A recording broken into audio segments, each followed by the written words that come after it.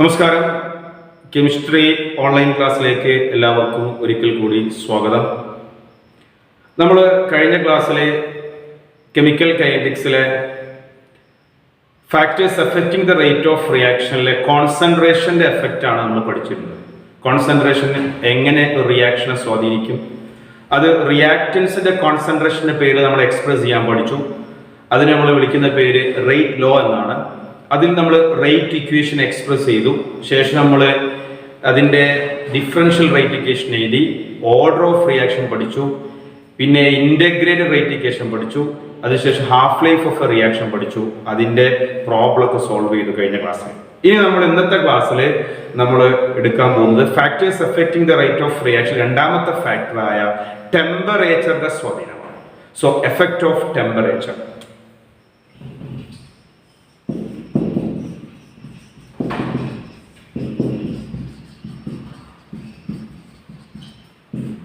നമുക്കറിയാം, ഒരു രാസപ്രവർത്തന വേഗതയെ ടെമ്പറേച്ചർ സ്വാധീനിക്കുന്നുണ്ട്. സാധാരണ ചെറിയ ടെമ്പറേച്ചർ നടക്കുന്ന റിയാക്ഷനും ഹയർ ടെമ്പറേച്ചർ നടക്കുന്ന റിയാക്ഷനും രണ്ട് വേഗതയിലാണ് നടക്കുക. എപ്പോഴും ടെമ്പറേച്ചർ കൊടുക്കുമ്പോൾ ഒരു കെമിക്കൽ റിയാക്ഷന്റെ സ്പീഡ് അല്ലെങ്കിൽ റേറ്റ് കൂടും.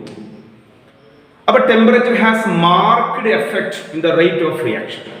The rate or rate constant of a reaction become doubled for every 10 degree rise by temperature. ഓരോ 10 ഡിഗ്രി ടെമ്പറേച്ചർ ഒരു റിയാക്ഷനിൽ കൂട്ടുമ്പോഴും ഏകദേശം റേറ്റോ റേറ്റ് കോൺസ്റ്റന്റോ ഇരട്ടിയാവും. അപ്പോൾ രാസപ്രവർത്തന വേഗതയിൽ ടെമ്പറേച്ചറിന് നിർണായക സ്വാധീനമുണ്ട്. ടെമ്പറേച്ചർ ഓരോ 10 ഡിഗ്രി കൂട്ടുമ്പോഴും രാസപ്രവർത്തന വേഗത അതിൻ്റെ ഇരട്ടിയായിട്ട് ഒബ്സർവ് ചെയ്യുന്നു. ഈ ടെമ്പറേച്ചറിന്റെ എഫക്റ്റ് നമ്മൾ എക്സ്പ്രസ് ചെയ്യാൻ ടെമ്പറേച്ചർ കോയിഫിഷ്യന്റ് വെച്ചിട്ടാണ്. അപ്പൊ ടെമ്പറേച്ചറിന്റെ എഫക്റ്റ് നമ്മൾ എക്സ്പ്രസ് ചെയ്യാൻ ടെമ്പറേച്ചർ കോയിഫിഷ്യന്റ് n വെച്ചിട്ടാണ്. Temperature coefficient n is the ratio of rate constant of a reaction at two different temperature or at two temperature differ by 10 degree. So temperature coefficient is the ratio of rate constant of a reaction at two temperature differ by 10 degree. 10 ഡിഗ്രിയുടെ വ്യത്യാസത്തിൽ ഒരു reaction rate കോൺസ്റ്റന്റുകൾ തമ്മിലുള്ള ratio, അതിന് പേര് n. എൻ്റെ value 2 അല്ലെങ്കിൽ 3, most of the case 2 ആയിരിക്കും, ചിലപ്പോൾ 3 എത്താം. ഇതാണ് ടെമ്പറേച്ചർ കോഎഫിഷ്യന്റ്. ഇനി ഈ ടെമ്പറേച്ചറിന്റെ രാസപ്രവർത്തന വേഗതയെ കൂട്ടാൻ കഴിയും. എങ്ങനെ? അത് ക്വാളിറ്റേറ്റീവ് ആയിട്ടും ക്വാണ്ടിറ്റേറ്റീവ് ആയിട്ടും എക്സ്പ്ലെയിൻ ചെയ്യും.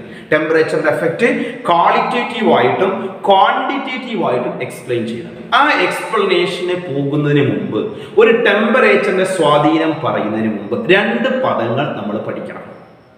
ഏതൊക്കെയാണെന്ന് ഒന്ന് ആക്ടിവേഷൻ എനർജി, 2 ത്രെഷോൾഡ് എനർജി. ഇത് രണ്ടും അറിഞ്ഞിട്ട് കൊളീഷൻ തിയറിയുമായി ബന്ധപ്പെട്ട ചില കാര്യങ്ങൾ കൂടി മനസ്സിലാക്കിയിട്ട് ഈ ടെമ്പറേച്ചറിന്റെ എഫക്റ്റിലേക്ക് നമുക്ക് കടക്കാൻ പറ്റും. അപ്പൊ നമ്മൾ അടുത്തായി പഠിക്കാൻ പോകുന്നത് ഒരു രാസപ്രവർത്തനത്തിൽ ത്രെഷോൾഡ് എനർജിയും ആക്ടിവേഷൻ എനർജിയും എന്താണെന്ന് മനസ്സിലാക്കാം.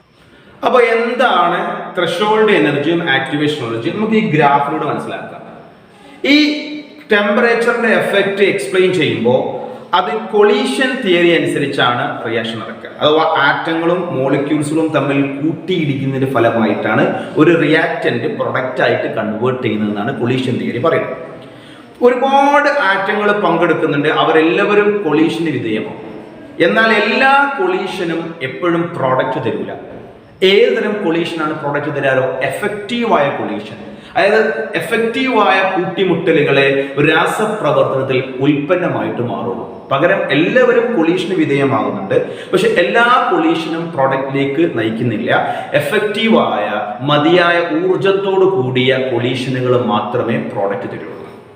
അപ്പോ ഒരു എഫക്റ്റീവായ കൊളീഷൻ നടക്കണമെങ്കിൽ റിയാക്റ്റൻസ് മോളിക്യൂളിന് ഒരു മിനിമം എനർജി വേണം.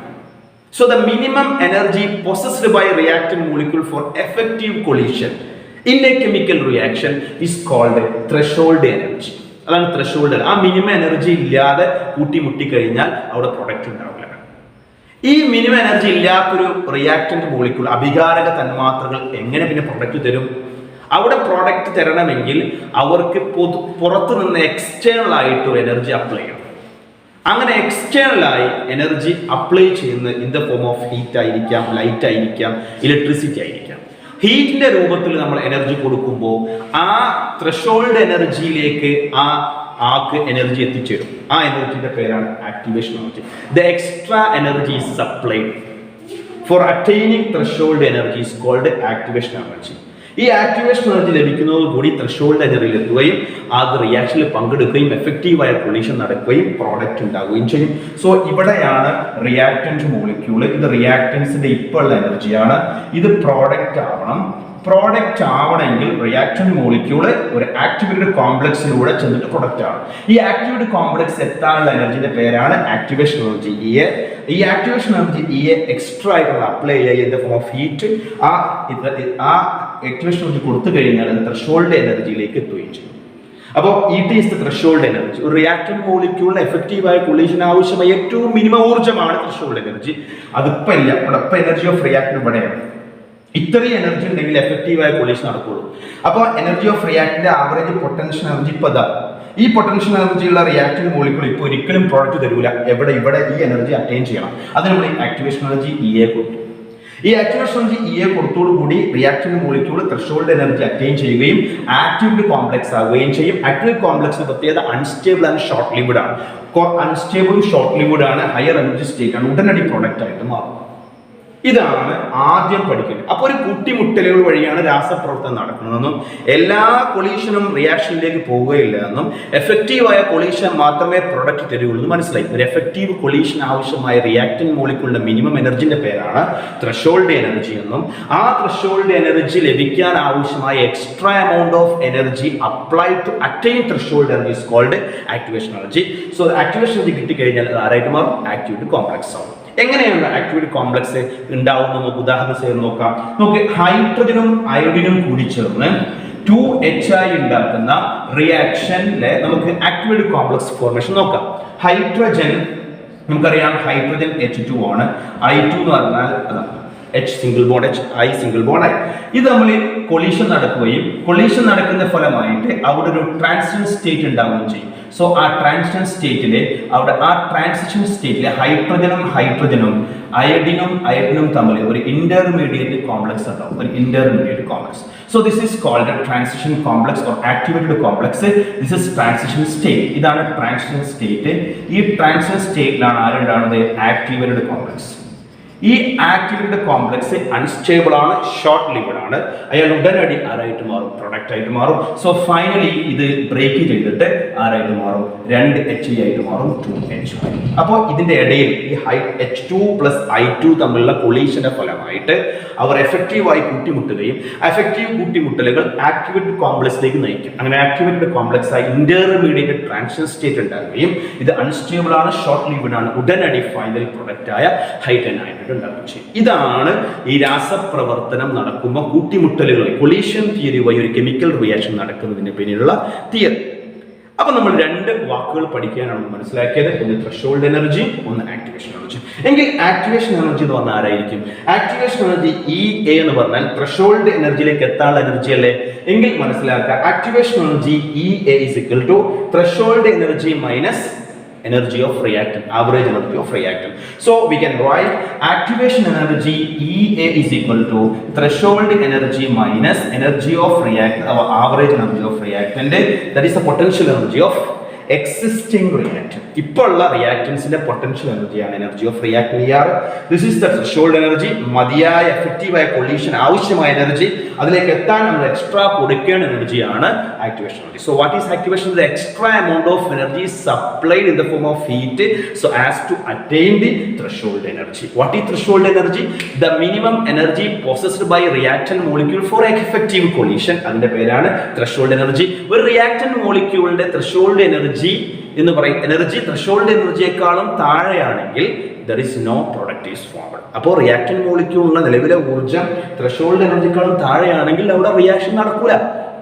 പകരം നമ്മൾ extra amount of energy supply ചെയ്യണം. അങ്ങനെ എനർജി സപ്ലൈ ചെയ്ത് കഴിഞ്ഞാൽ അവർ ആ എനർജി അറ്റൈൻ ചെയ്യുകയും അങ്ങനെ ആക്ടിവേറ്റഡ് കോംപ്ലക്സ് ഉണ്ടാവുകയും അങ്ങനെ ഫൈനൽ പ്രൊഡക്റ്റ് ആയിട്ട് മാറുകയും ചെയ്യും. ഇനിയാണ് നമ്മൾ ക്വാളിറ്റേറ്റീവ് ആയിട്ട് നമ്മൾ ടെമ്പറേച്ചറിന്റെ എഫക്റ്റ് എക്സ്പ്ലെയിൻ ചെയ്യാൻ പോകുന്നത്. അപ്പൊ നമുക്ക് ടെമ്പറേച്ചറിന്റെ സ്വാധീനം നോക്കാം. എങ്ങനെ ഒരു രാസപ്രവർത്തന വേഗതയെ ടെമ്പറേച്ചർ സ്വാധീനിക്കുന്നത് ക്വാളിറ്റേറ്റീവായി എക്സ്പ്ലെയിൻ ചെയ്യാം. ഈ graph Maxwell Boltzmann distribution curve വെച്ചിട്ടാണ് നമ്മൾ എക്സ്പ്ലെയിൻ ചെയ്യുന്നത്. So this is a fraction of molecule. രാസപ്രവർത്തനത്തിൽ പങ്കെടുക്കുന്ന തന്മാത്രകളുടെ എണ്ണം, അവർക്ക് ഇപ്പോൾ ഉള്ള എനർജി തമ്മിലാണ് ഗ്രാഫ്. ഈ ഗ്രാഫ് രണ്ടെണ്ണമാണ്, ടെമ്പറേച്ചർ ടിയിലും ടെമ്പറേച്ചർ T+10°. ഇത് 10 ഡിഗ്രി ഉയർത്തിയതാണ്, ഇത് ടെമ്പറേച്ചർ ടിയിലാണ്. ആദ്യം ടെമ്പറേച്ചർ ടിയിൽ നോക്കൂ. This is the fraction of molecule having energy less than threshold energy എന്ന് പറഞ്ഞാൽ ഇവിടെ ഇത്രയും തന്മാത്രകൾ രാസപ്രവർത്തനത്തിൽ പങ്കെടുക്കുന്നുണ്ട്, പക്ഷെ പ്രൊഡക്റ്റ് തരുന്നില്ല. കാരണം അവർക്ക് ത്രെഷോൾഡ് എനർജി ഇല്ല. ത്രെഷോൾഡ് എനർജിക്ക് ശേഷമുള്ള ഇവർ മാത്രമാണ് ഉൽപ്പന്നം തരുന്നത്, പ്രൊഡക്റ്റ് തരുന്നത്. അപ്പൊ ഏരിയ ABCD, അത് temperature T, area ABCD represent the fraction of molecule having energy greater than threshold energy, that is they give product. അപ്പൊ ഇത്രയും മോളിക്യൂൾ പങ്കെടുക്കുന്നുണ്ടെങ്കിലും പ്രോഡക്റ്റിലേക്ക് നയിക്കുന്നില്ല, വെറും പാർട്ടിസിപ്പേറ്റ് മാത്രമേ ഉള്ളൂ, പ്രൊഡക്റ്റ് തരുന്നത് ഇതാണ്. So area ABCD. ഇനി നോക്കൂ, ടെമ്പറേച്ചർ 10 ഡിഗ്രി ഉയർത്തി. 10 ഡിഗ്രി ഉയർത്തിയപ്പോൾ ഈ മിനിമം എനർജിയിലുള്ള ആളുകളുടെ ഫ്രാക്ഷൻ കുറഞ്ഞു. കണ്ടോ, ഇവിടെയുള്ള മിനിമം എനർജിയുള്ള ആളുടെ ഫ്രാക്ഷൻ കുറഞ്ഞു, അവർ കുറച്ച് മുന്നോട്ട് പോയി. മാത്രമല്ല ത്രെഷോൾഡ് എനർജിയിലുള്ള തന്മാത്രകളുടെ എണ്ണം കൂടി. ഏരിയ ABCD നേരെ ഡബിൾ ആയി, area ABEF. Area ABEF at T+10° is nearly double than area ABCD. That is fraction of molecule having threshold energy. So fraction of molecule having energy greater than threshold energy become nearly doubled from temperature T. Temperature Tയിൽ നിന്ന് T+10 ആക്കിയപ്പോൾ fraction of മോളിക്യൂൾസിന്റെ എണ്ണം threshold energy കിട്ടിയത് ആദ്യത്തേക്കാളും നേരെ ഇരട്ടിയായി. അപ്പോൾ 10 degree temperature കൂട്ടിയപ്പോൾ രാസപ്രവർത്തന വേഗത, അതായത് പ്രൊഡക്റ്റിന്റെ അളവ് ആദ്യത്തെക്കാളും കൂടുതൽ ഡബിൾ ആയി മാറി. അപ്പോൾ ഓരോ 10 ഡിഗ്രി ടെമ്പറേച്ചർ കൂട്ടുമ്പോഴും റേറ്റോ അല്ലെങ്കിൽ റേറ്റ് കോൺസ്റ്റന്റോ റിയാക്ഷൻ്റെത് ഏകദേശം ഇരട്ടിയാവും. ഈ ഗ്രാഫ് ഇനി 10 കൂടി കൂട്ടിയാൽ ഇതിന്റെ ഇരട്ടിയോ? അപ്പൊ അവിടെ എല്ലാവരും പങ്കെടുക്കും. അപ്പൊ ഇവിടെ ഇവരൊന്നും തീരെ പങ്കെടുത്തില്ല. സോ പങ്കെടുക്കാത്ത ഭാഗം കൂടുതൽ, കുറച്ചുകൂടി പോയപ്പോഴും കൂടുതൽ പങ്കെടുത്തു. അപ്പൊ ഈ പീക്ക് ഓഫ് ദ കർവിലെ, ഈ പീക്ക് ഓഫ് ദ കർവിനെ മോസ്റ്റ് പ്രോബബിൾ എനർജി എന്ന് വിളിക്കാം. Most probable energy. ഈ മോസ്റ്റ് പ്രോബബിൾ എനർജിന്റെ പ്രത്യേക peak of the curve is most probable energy. Most probable energy എന്ന് പറഞ്ഞാൽ കൂടുതൽ തന്മാത്രകൾ വഹിക്കുന്ന ഊർജം. ഈ പീക്ക് ഇവിടെ ആയി മാറിയില്ലേ? So on increasing temperature by 10 degree, most probable kinetic energy or most probable energy increases. So most probable energy increases. Most probable energy increases or most probable kinetic energy increases. തീർന്നിട്ടില്ല. Fraction of molecule having most probable kinetic energy decreases. അല്ലേ? Most probable kinetic energy കൂടുകയും അതിന്റെ fraction കുറയുകയും ചെയ്തു. അതിനർത്ഥം കൂടുതൽ തന്മാത്രകൾ കൂടുതൽ പ്രോഡക്റ്റ് തരാൻ തുടങ്ങി. അപ്പൊ കൂട്ടിമുട്ടലുകൾ എഫക്റ്റീവ് ആവാൻ തുടങ്ങി. അപ്പൊ ടെമ്പറേച്ചർ കൂട്ടുമ്പോൾ, ടെമ്പറേച്ചർ ഇൻക്രീസ് ചെയ്യുമ്പോൾ അവിടെ രാസപ്രവർത്തന വേഗതയുടെ കൂട്ടിമുട്ടലുകളുടെ എണ്ണം, കൊളീഷന്റെ എണ്ണം കൂടുകയാണ്, എഫക്റ്റീവ് കൊളീഷൻ എണ്ണം കൂടുക. സോ ഫൈനലി നമ്മൾ മനസ്സിലാക്കുക, ക്വാളിറ്റേറ്റീവിൽ നമ്മൾ കാണിച്ചു തന്നു, ഓരോ 10 ഡിഗ്രി ടെമ്പറേച്ചർ കൂട്ടുമ്പോഴും ആ രാസപ്രവർത്തനത്തിന്റെ കെമിക്കൽ റിയാക്ഷന്റെ റേറ്റ് കോൺസ്റ്റന്റോ ഇരട്ടിയായിട്ട് മാറുകയാണ്. That is most probable kinetic energy increase ചെയ്തു. Fraction of molecule having energy given threshold energy double ആയി മാറി. അപ്പോൾ ഓരോ 10 ഡിഗ്രി കൂട്ടുമ്പോഴും രാസപ്രവർത്തന വേഗത ഏകദേശം ഇരട്ടിയാവും. ഇതെന്ന് മനസ്സിലായി. ഇനി എന്താണ് ഫൈനലി ടെമ്പറേച്ചറിന്റെ എഫക്റ്റ്? ഒറ്റ വാക്ക് പറയാം. So when temperature increases, the number of effective collision increases. Not collision, number of effective collision increases. അപ്പൊ ടെമ്പറേച്ചർ കൂട്ടുമ്പോൾ ആ തന്മാത്രകളുടെ കൈനറ്റിക് എനർജി കൂടുകയും, അങ്ങനെ കൈനറ്റിക് എനർജി കൂടുമ്പോൾ അവയുടെ കൊളീഷന്റെ എഫക്റ്റീവ്നെസ് കൂടുകയും, അപ്പോൾ കൂടുതൽ പ്രോഡക്റ്റിലേക്ക് നയിക്കുകയും ചെയ്യും.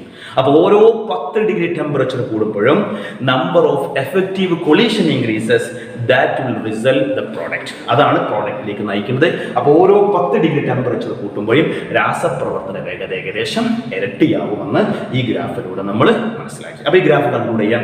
At the temperature T, the area ABCD represent the fraction of molecule having energy greater than threshold energy. അത് മാത്രമേ പ്രോഡക്റ്റിലുള്ളൂ. Okay. And temperature rises by 10 degree, the area ABEF having energy greater than threshold energy, this area is nearly double than area ABCD. അപ്പോൾ നമ്മൾ conclude ചെയ്യുന്നു, for increasing temperature by 10 degree, the rate or rate constant of reaction become nearly double. And finally, what is the effect of temperature? Temperature increases, number of effective collision increases. Machore point on increasing temperature, most probable kinetic energy increases, most probable kinetic energy increases, but fraction of molecule having most probable kinetic energy decreases. Most probable kinetic energy കൂടുകയും പക്ഷേ തന്മാത്രകളുടെ എണ്ണം, most probable kinetic എനർജിയിൽ തന്മാത്രകളുടെ എണ്ണം കുറയുകയും ചെയ്യും. ഇതാണ് ക്വാളിറ്റേറ്റീവ് എക്സ്പ്ലനേഷൻ. അടുത്ത നമുക്ക് പഠിക്കാനുള്ളത് quantitative explanation of effect of temperature ആണ്. ഈ ക്വാണ്ടിറ്റേറ്റീവ് എക്സ്പ്ലനേഷൻ നമുക്ക് പറഞ്ഞിരുന്നത് അരീനിയസ് എന്ന് പറഞ്ഞ സയന്റിസ്റ്റിന്റെ അരീനിയസ് ഇക്വേഷൻ വഴിയാണ്.